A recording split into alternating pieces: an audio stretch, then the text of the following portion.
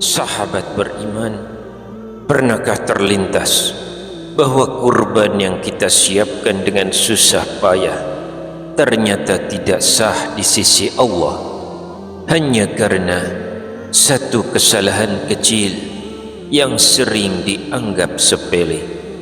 Bayangkan, sapi yang kita beli dari hasil keringat sendiri hanya menjadi daging biasa tanpa nilai ibadah sama sekali. Assalamualaikum warahmatullahi wabarakatuh.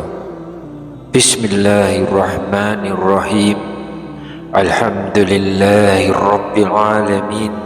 Wabihi nasta'inu ala umuri dunya waddin. Wassalatu wassalamu ala ashrafil mursalin wa ala alihi wa sahbihi ajma'in, amma ba'd.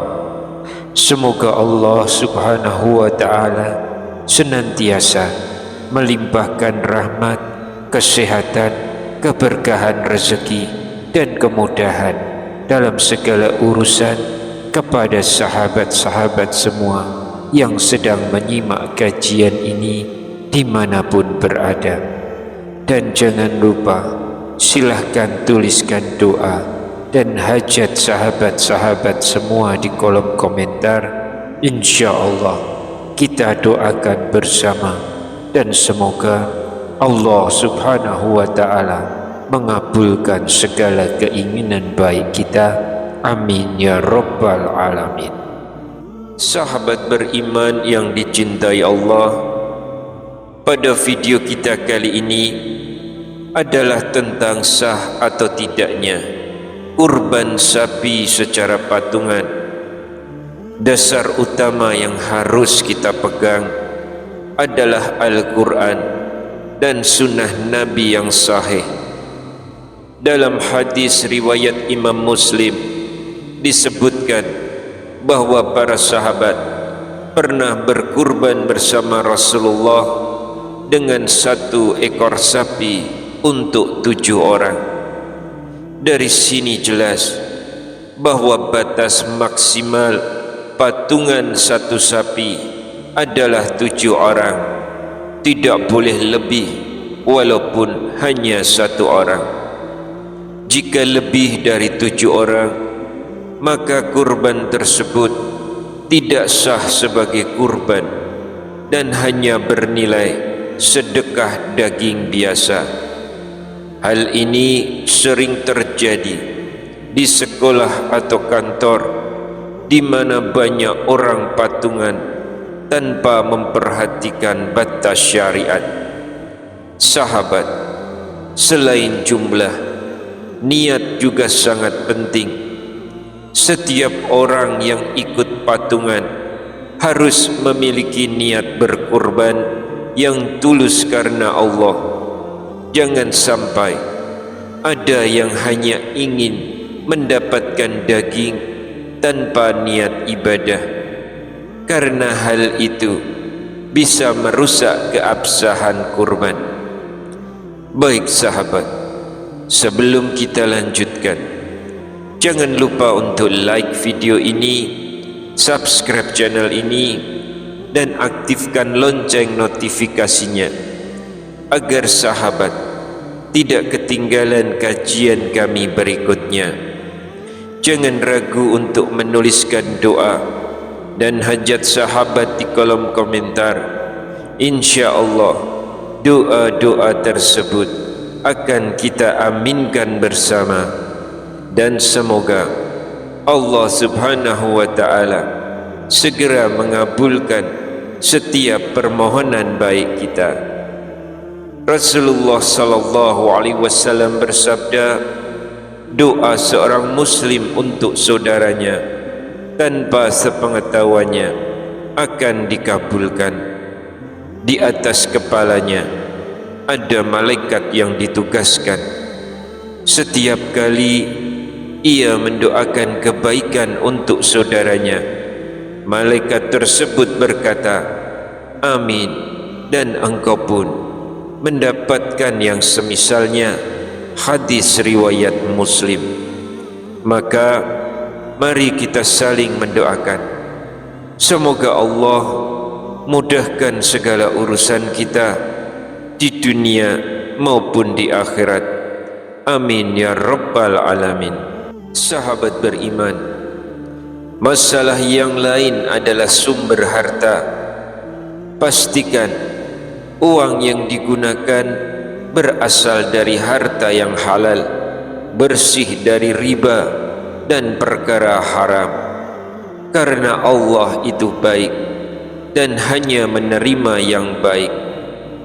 Sahabatku yang dirahmati Allah, jangan sampai kita berkorban karena gengsi, padahal mampu membeli kambing sendiri itu lebih utama daripada sapi patungan yang penuh dengan keraguan. Kurban adalah ibadah, bukan ajang pamer. Lalu perhatikan juga kondisi hewan. Jangan memilih yang cacat, seperti yang buta, pincang atau sakit, karena hewan kurban haruslah yang terbaik. Dalam penyembelihan, menyebut nama orang yang berkurban adalah sunnah yang dianjurkan, dan pembagian daging harus dilakukan dengan adil. Sahabat beriman, kurban bukan sekedar menyembelih hewan, namun menyembelih ego dan sifat kikir dalam diri kita. Harta yang kita simpan akan habis, namun yang kita kurbankan akan menjadi bekal akhirat. Sahabatku, ada sebuah kisah tentang seorang pria tua yang bernama Pak Rahmat. Beliau hanya pencari kayu bakar. Hidupnya sangat sederhana, bahkan untuk sekedar makan pun sering menahan lapar. Namun setiap Zulhijjah hatinya sedih karena belum pernah berkurban. Ia melihat orang-orang kaya membawa sapi yang besar, dan ia hanya bisa memandang dari jauh sambil meneteskan air mata. Suatu hari ia memberanikan diri mendatangi para saudagar yang sedang patungan sapi. Dengan suara gemetar ia bertanya, apakah boleh ikut meski uangku hanya sedikit? Mereka tertawa, mereka meremehkan dan mengusirnya. Pak Rahmat tidak marah, justru mendoakan mereka. Ia pulang, kemudian bersujud dan menangis, lalu mulai menabung setiap koin. Bahkan hanya makan nasi keras demi menabung. Setahun penuh berlalu. Tahun berikutnya ia datang lagi membawa kantong yang lusuh yang berisi uang receh. Kali ini anak-anak muda mengajaknya bergabung tanpa melihat jumlah uangnya. Pak Rahmat pun menangis. Akhirnya ia bisa berkorban. Mereka membeli sapi yang sederhana dengan penuh keikhlasan. Dan malam sebelum penyembelihan, salah satu pemuda bermimpi melihat sapi itu terbang ke langit, dan Pak Rahmat duduk di atasnya bersinar dengan terang. Terdengar suara bahwa kurban yang diterima bukan yang terbesar, tapi yang paling ikhlas. Saat disembelih, suasananya tenang. Dagingnya terasa sangat banyak, bahkan lebih banyak dibandingkan sapi para saudagar. Seluruh desa membicarakannya, bahwa keberkahan tidak selalu pada ukuran. Sahabatku yang dirahmati Allah, pastikan kelompok kurban tahun ini tidak berujung penyesalan. Bangun komunikasi yang baik, transparan, jujur dalam setiap rincian biaya. agar ibadah yang kita lakukan benar-benar bersih dari kecurangan sekecil apapun. Jika masih ada keraguan, jangan dipendam. Bertanyalah kepada ustaz atau kiai di lingkungan kita, karena ibadah kurban ini bukan ibadah biasa. Ia hanya datang sekali dalam setahun. Jangan sampai keraguan kecil merusak ibadah besar. Ingatlah, setiap helai bulu dari hewan kurban kita akan menjadi saksi di hari perhitungan. Bayangkan jika saksi itu justru menuntut kita karena kurban dilakukan dengan cara yang tidak sah, betapa ruginya. Maka jagalah juga salat kita, karena salat adalah tiang agama. Jika tiangnya rapuh, maka seluruh bangunan amal kita akan mudah roboh. Mari sekarang kita tundukkan kepala sejenak dengan penuh kekhusyukan untuk memanjatkan doa terbaik. Bismillahirrahmanirrahim. Ya Allah, ya Rabb kami yang maha mendengar, yang maha mengetahui segala isi hati kami, kami datang kepadamu dengan membawa segunung dosa, namun juga setitik harapan akan rahmat-Mu yang luas. Terimalah niat kami untuk berkurban tahun ini. Jadikan ia penggugur dosa-dosa kami yang telah lalu maupun yang akan datang. Allahumma sholli ala Muhammad wa ala ali Muhammad.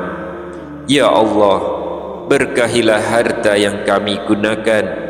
Jangan Engkau biarkan ada sedikit pun harta haram masuk dalam kurban kami. Berikan kami kekuatan untuk istiqamah menjalankan perintah-Mu dan menjauhi larangan-Mu. Jadikan setiap tetes darah kurban kami sebagai penghalang dari api neraka. Ya Allah, ampuni dosa kami yang sering lalai. Sadarkan kami bahwa hidup ini sangat singkat. Berikan kami husnul khatimah dalam keadaan sujud kepadamu. Ya Allah, jauhkan kami dari sifat kikir.